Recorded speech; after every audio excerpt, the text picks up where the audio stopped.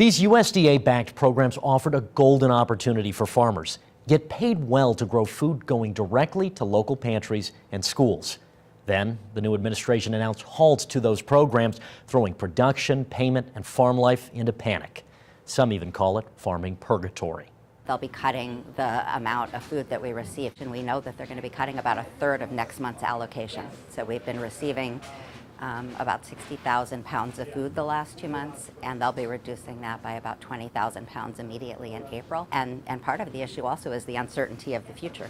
The Harvey Kornblum Pantry is seeing the highest demand for food assistance ever, and volunteers like Sarah are just trying to keep up. This would be waste if we didn't get it. And I think that's where our gratification as a volunteer comes from, just being able to save this food and giving it to the needy. The USDA cuts will have heavy impact because this isn't just a few boxes of cereal. It's pallets and pallets of food, and we think less about what it looks like in pounds of food, but what it means in people's homes. While an army of volunteers in St. Louis organizes, packs, and protects the hundreds of needed meals, across the river, farmers producing that food are being hit even harder. Due to the $14 million USDA funding cuts to the Illinois Eats program, bills went unpaid for food delivered. It got pretty tight there real quick. We did have to reduce our staff size. While Clint Bland's family farm is in Jackson, he's worked with pantries in St. Louis and across Illinois. He founded the Farms of Illinois, a group supporting produce, planning, and distribution. Clint says he and other farmers were stuck in limbo on pay as food banks struggled to understand these cuts. And this is the first time our line of work here, I feel like as a food producer and a farmer, has ever been impacted so significantly by a change in the administration. He says all the farms he works with have been affected, and while some programs have come back online and money is being paid, some impacts will be permanent.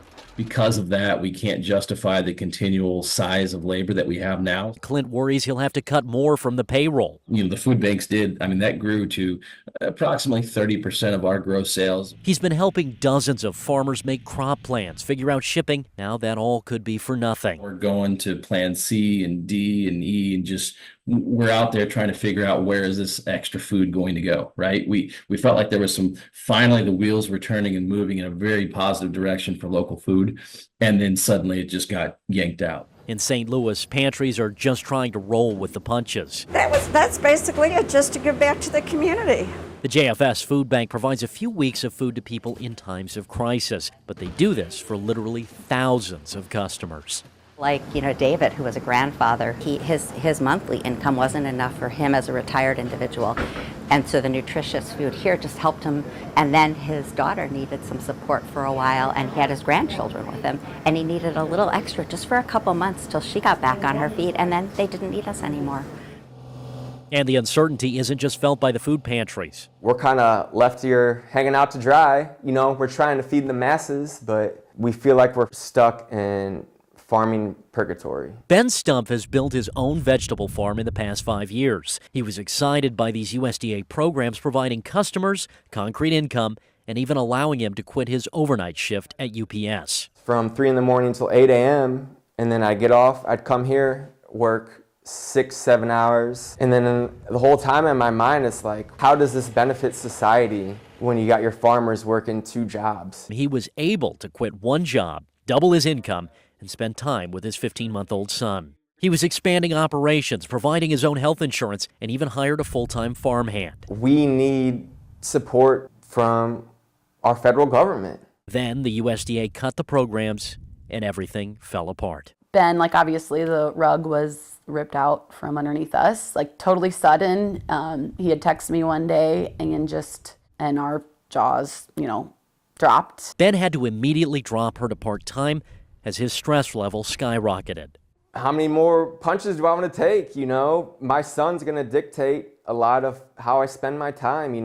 If the farm starts bleeding into time away from him, then I might have to reconsider my choices. This is what he loves to do, and I don't know what he's going to have to do, something that, he's going to have to settle for if he can't just be out here. I don't know. And the food pantries aren't any better off. While surprises are part of operations, We're going to have to make some hard decisions. The main hope now is for more donations, especially from grocery stores, to help cover the sudden gap. When I leave this cooler empty, When all this product has moved out in one day, you really feel good. You know it's been all distributed. People who needed it walked away with it. Spring harvest around the corner, and Clint worried about food grown for buyers that no longer have the cash. We had great anticipations of a very big year here. I think about one farm we work with, Mueller Family Farm. I mean, when I say they have thousands of heads of lettuce, they have thousands and thousands of heads of lettuce. All this stuff is out there ready to go. USDA systems alleviated a lot of the growing pains small farmers have. He's scrambling to find buyers for produce, but with his greenhouse destroyed by weather, a family to support. And we're shooting ourselves in the foot with this. The farmers I spoke to feel this program was only cut because it didn't match the views of the current administration. Clint confused how programs benefiting children, communities, and small farms were somehow seen as political. An easy DEI program to chop off, but I don't think anyone really looked at the true and complete and large impact it had. This is dollars within the community, not just within this community, but throughout central Illinois. Ben says he's reached out multiple times to his congressman, Mike Bost. He's MIA. And I want to hear from him straight up and say, what is wrong with these programs, Mike? Is there fraud? Is there waste? Is there abuse in any of this? Now, Clint's main goal is to help fellow farmers navigate the new reality. And for it to just come to a halt that quickly after 1 year, never imagined that. At Rumble and Ernie's, Ben's already preparing to pick up another job to make ends meet. He's convinced many small farmers will have a tough time surviving. Future farmers, who wants to get in this industry when there's so many things out of your control and so little support? Despite the focused impact on farms and food pantries, this sudden shift will affect the whole community. It's all around us, whether we know it or not, right? I work in the field, and so I see it. And if you don't, know that some of your neighbors on your block are probably getting food from the USDA. And USDA has always been a part of that. For First Alert 4, I'm Avery Martinez.